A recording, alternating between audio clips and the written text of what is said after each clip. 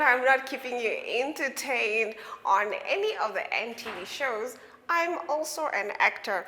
On today's Smell the Coffee, you guys are going to be joining me as I prep for a theater production that I'm part of, which is called Herreroland. So in today's Smell the Coffee, you're not only going to experience the theater world, we're also going to give you some sporting and weekend gig vibes. From me, Glenn Rashipura, just stick around for a fun theater Smell the Coffee show.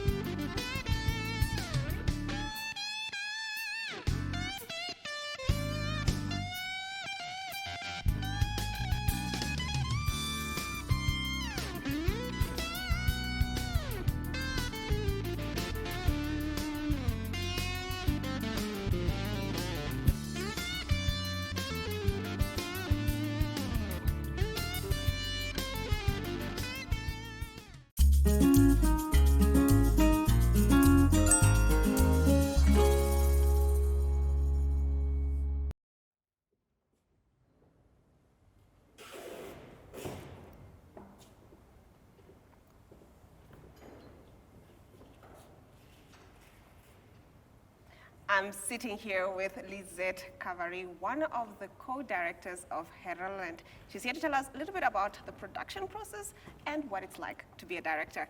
Hi, good morning. Hi. Good morning. Are you nervous? I don't know. Maybe I experience my nerves in different ways that I'm not aware of. So maybe they're still coming. I'm not sure yet. Not yet. Yes. You are definitely one of the calmest directors I've worked with. One of the few calmest ones.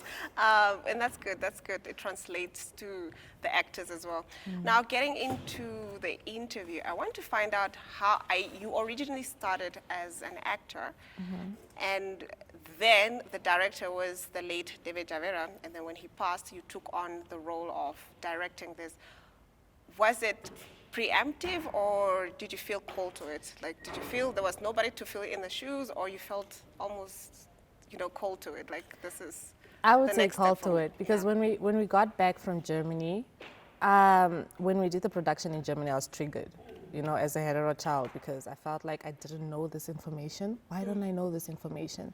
So when I got back, I did a lot of research and also looking at how we could maybe put the production in the current context here in Namibia and change a little bit so we accommodate Namibia. So I would say it was a calling, yes. Yeah. Yeah. So how has the production been for you now that you are not only an actor, but you are also a director of it? In the beginning, I thought it was going to be easy peasy, but now I am shitting my pants a little bit. But it's a good experience, I would say, because I allowed the actors to have creative freedom because I was an actor too, so I could see both perspectives. So it was really interesting to do it like that. Oh, interesting. Yeah. Yes, now I would like to ask, can you talk a little bit about Herreroland? You just mentioned that it meant something for you, especially when you're in Germany and you saw how you were triggered as a Herrero child being part of this production. Just let the viewers know what is Herreroland about at the core of it. At the core of it. So Herreroland is a multidisciplinary production. By multidisciplinary, I mean we are exploring a new way of what theater is. And we are looking at one topic and telling it in different perspectives. So in this particular instant, the topic is the Herero genocide. So we are telling that story, but from different perspective, using live theater and also digital aspects in the production. And still on Herreroland and expanding deeper on the topic. I mean, you're tackling like really heavy topics. You're tackling the genocide of the Herero and then also the aftermath of that. So how has that process been, especially with you as the director and also with the actors that you're working with, and technically the community at large that will have to experience to a degree this sort of trauma that happened to the Herero people? It's hard, you know, because it's a story that rubs a lot of wounds. So you need to be careful how you go about it. But also you can't, you know, tell a story based on the audience, because that is a recipe for failure because you can't, what is the word? You can't satisfy everybody. It was hard but interesting to see how you could place things and still hold the topic and still hold the essence of it. So yes, I would say it's an interesting but hard process. Very, very true. Yeah. And storytelling, the best form of storytelling is bringing reality to people, you know, and forcing, I don't want to say forcing, but bringing people to face some of these demons that we sweep under the carpet. Yeah, but you know what? Bringing reality to people is tricky because everybody has a different reality or what they think reality is. So this is why I'm saying it's better I tell it from my perspective as a hetero descendant, and I allow the actors to also do that creatively so that we have different perspective and it's not just coming from my personal perspective. So what can the audience look forward to in Heteroland? An experience, a visceral experience that will trigger you and uproot you to want to go learn more about yourself and where you come from. Whether you are a hetero person or Namibian or anybody, this production in itself is gonna uproot you as a person. Thank you so much, Lizette. Well, you heard it from her. Go check out Heteroland. We'll be right back after the break. All right. Come on. What viewers can expect at the show tonight? Ich kann sprechen Deutsch. Yes. So the audience may expect tonight actually a play about the colonial past and present, about both German and Overherero people, and how the past is affecting our present, and how to make a better future. Translate again. Yeah, your German very much Yes. improved during the last Translate. couple of. So just come tonight at 6 p.m. here in the NTM. Yes, NTM Theatre. Tonight is opening night. Opening night tonight, and then we do it on Friday also, and we do it on Saturday, and the whole thing goes to Swakopmund. We then go to Okakarara, and we go to Ochinene. If you want the times and everything, please check us on the Facebook page, Herero Land Theatre Production, or at the NTN website as well. You'll get a lot of information there. So see you on the stage.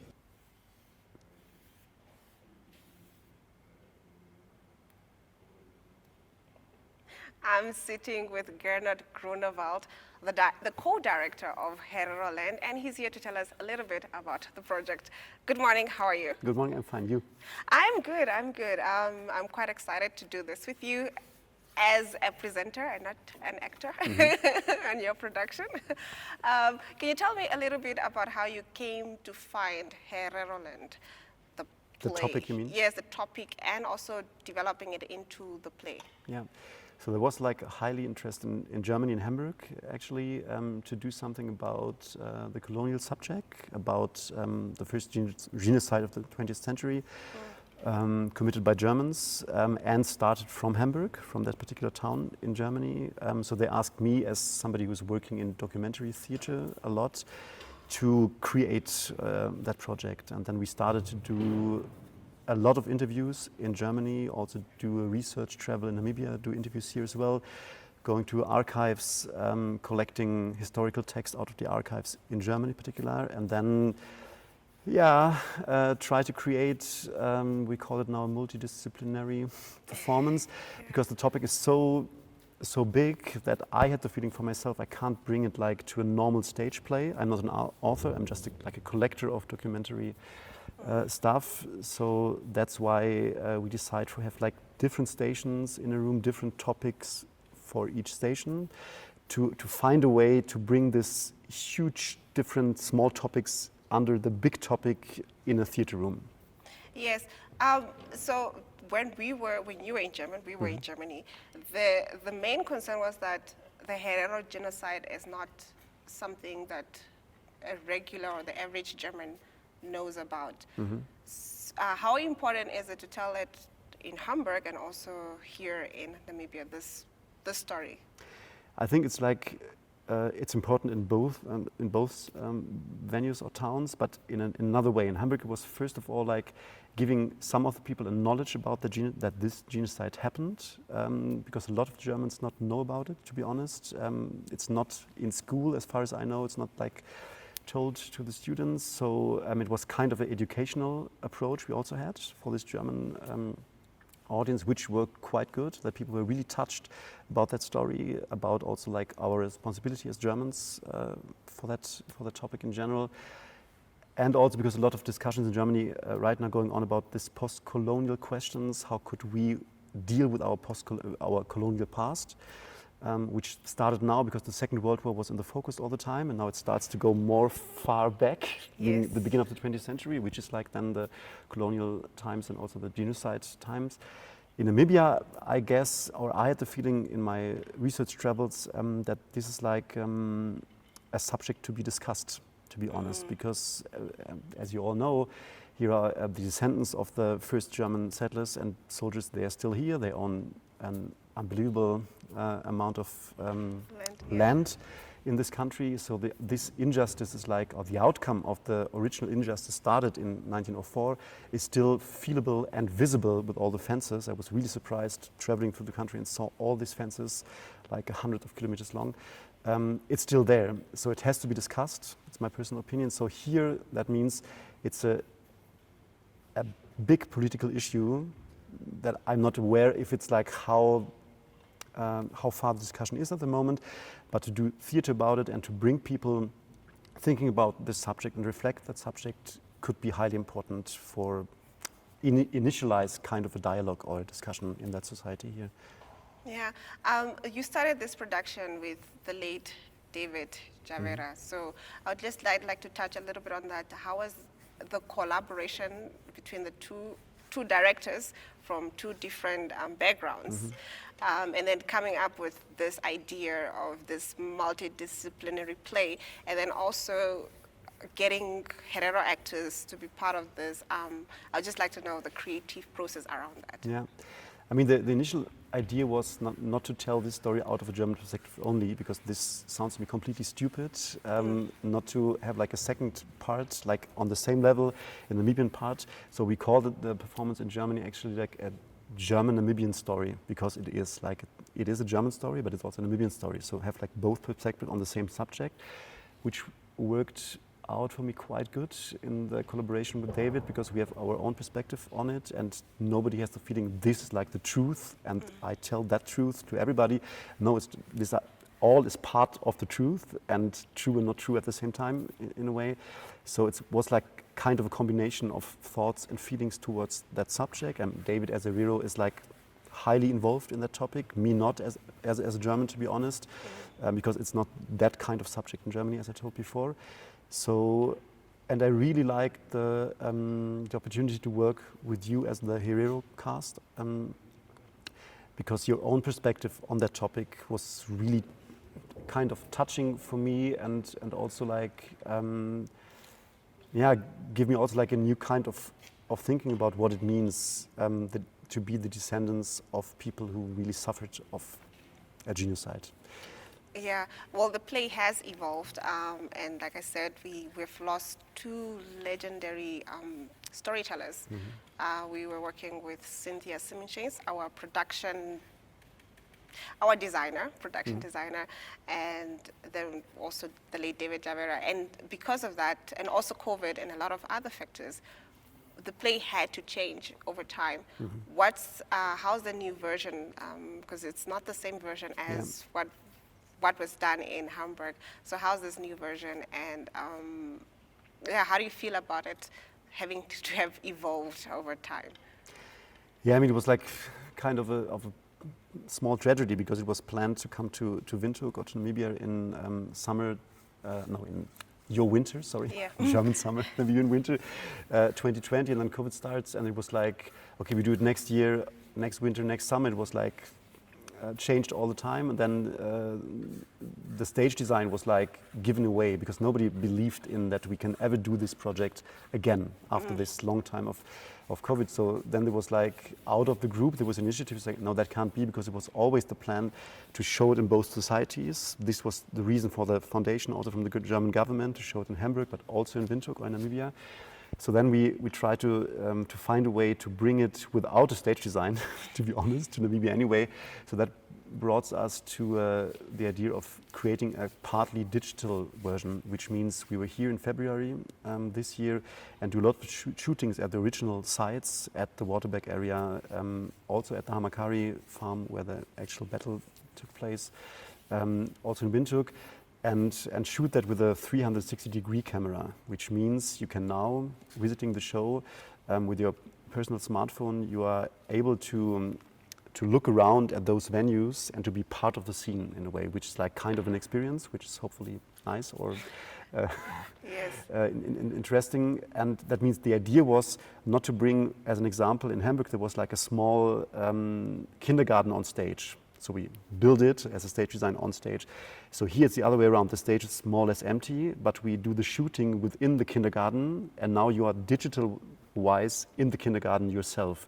So it's not like bringing reality to the stage, but bringing you into reality by observing it through the smartphones. Yeah, wow. So there's the VR technology component to the play now that Exactly. wasn't previously there, and it sort of serves the same purpose as what we were doing in Hamburg, because we had to physically build exactly. all I mean, these different stations. It serves the same purpose in that case, that all these different small topics, like we have like 18 stations all over the room, and then there is, I don't know, 5 minutes about the land question, then there's another 5 minutes about historical German colonialism and all of that. So it's like jumping in and jumping out, but have like a lot of different experience. And maybe the challenge is for the audience to combine that to your own puzzle in a way. There are all the pieces of the puzzle, and there are a lot more that not part of the show, because like reality is so unbelievable complex. But combining these few puzzle pieces together, and then it's your personal experience. Nobody will have the same experience probably, because you choose other stations or another order of the stations. Yeah. So that's So hopefully. one last question before I let you go. I think we've talked too much over time. Sorry for that. No, it's all good. How is, because now you're telling it to the Namibian audience, who are the direct people that are affected technically. How do you feel about it, telling it here in Namibia right now? I'm really, really exciting, to be honest, how the reactions will be, because I think it's still a very sensitive topic for sure, or obviously. And I realized that when I give like another interview for a newspaper, that every word I wrote down for this, okay, what does it mean for the German descendants? What does it mean for the Rero descendants reading that text? Same as when we wrote the program thing. It's like, I feel it's highly sensitive. In Germany, it's not the case. You can say, okay, there are the Germans are responsible, and there was the genocide, and done. And here, maybe even to mention the word genocide could be, in some of the communities, no, it wasn't a genocide. All that discussion comes up, which that what I was meant with the political issue of the thing. So at the end of the show, there is kind of a small group discussion. And I'm really curious about what happens in that discussions. Also, what people are coming, do descendants of the German settlers are coming together with Herero people, and they're talking together, do they not talking together? So this is kind of, we will see from tonight on what will happen, but that's a very special situation for me as a director as well. Thank you so much for joining us and giving us this interview. Well, you heard it from Gernot Grunewald. Do come watch Herero Land.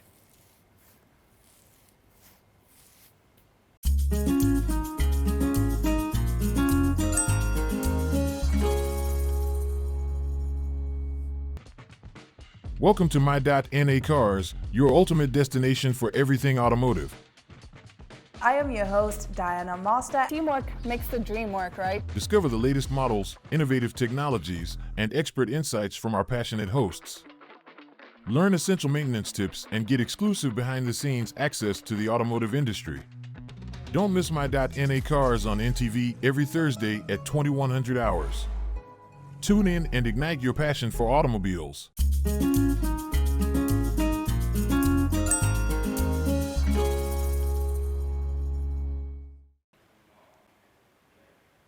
Now, if you are not a storyteller or you don't partake in storytelling and it's just not your thing, well, let's take a look at the sporting calendar.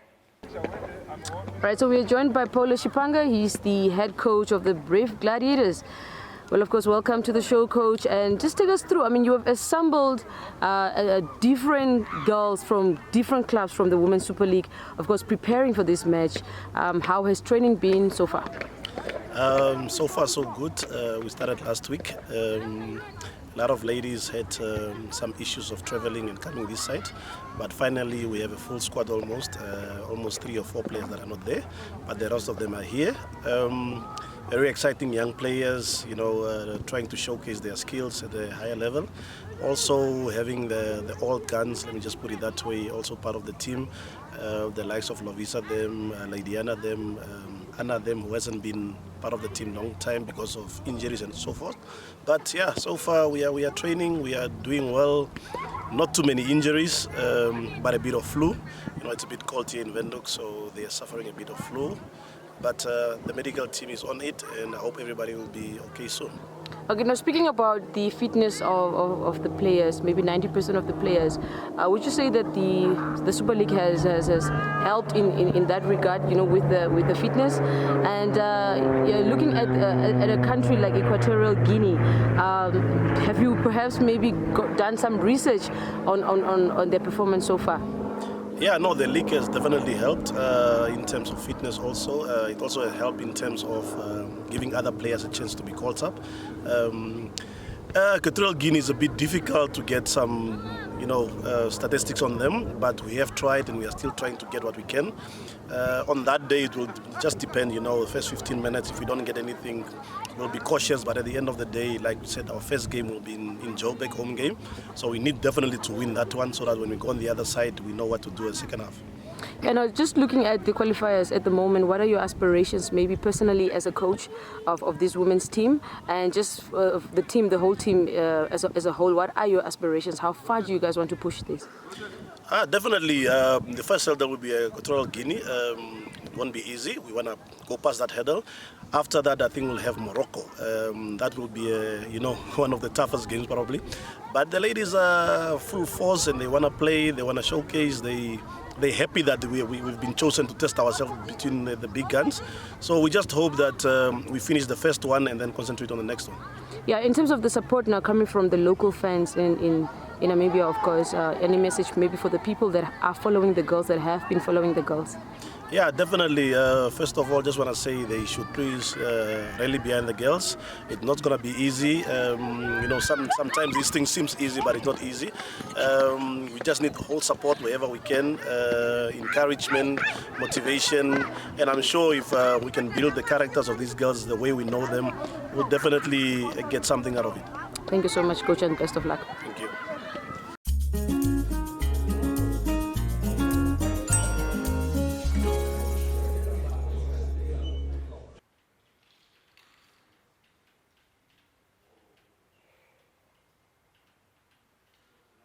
Now, this weekend, I'm going to be breaking a sweat on the NTN stage, but for all you entertainment lovers, let's take a look at what else you can do this weekend. 3, 2, 1. It's the end of the month and the social calendar is chock and block full of events. On Friday at 6, DJ Vuyu's one-man show takes his fans on a musical journey at the Brewers Market in Windhoek, at the same time as the opening of the new exhibition at the Project Room, featuring the work of 16 local artists. Also at 6 is Frankly Speaking, an evening of poetry at Muso's Cafe in the capital. At 7, in this month's edition of Acoustic Friday, singer-songwriter Letitia performs at the Franco-Namibian Cultural Centre. Also at 7, Drag Night Namibia presents It's Personal at Etc. And then at 9, Ama Groove featuring Buster performs at the Loft in Windhoek.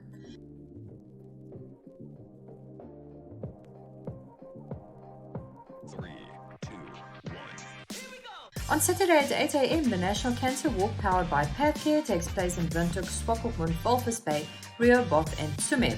Also at 8, a farmers market takes place at the Windhoek Showgrounds until 1.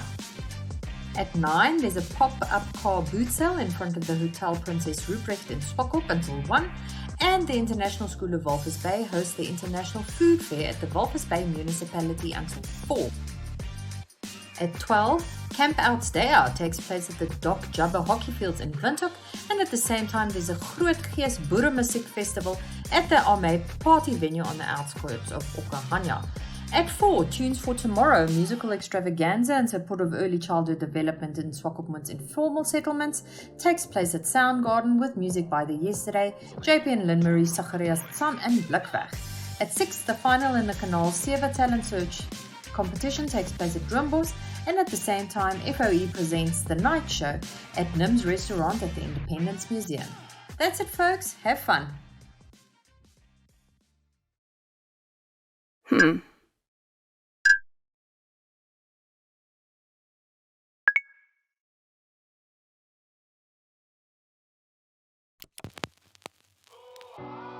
eTicket, your online ticket solution for events and event marketing, bringing you ease of mind and making sure that your event gets out there.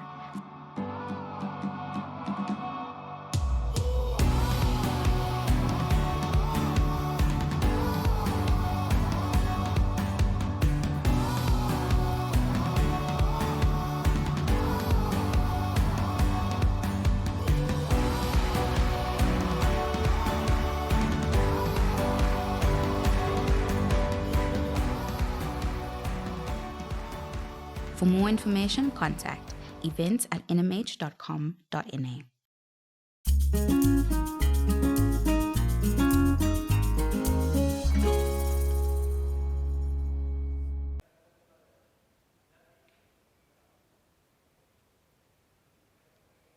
Well, it isn't smell the coffee if we are not smelling the coffee, brewing the coffee, or just drinking it. Well, with that, we've come to the end of this wonderful, wonderful episode. And if you're a thespian like me, I'll see you at the NTN stage at 1 p.m. and at 7 p.m. for Herald production. See you on the other side.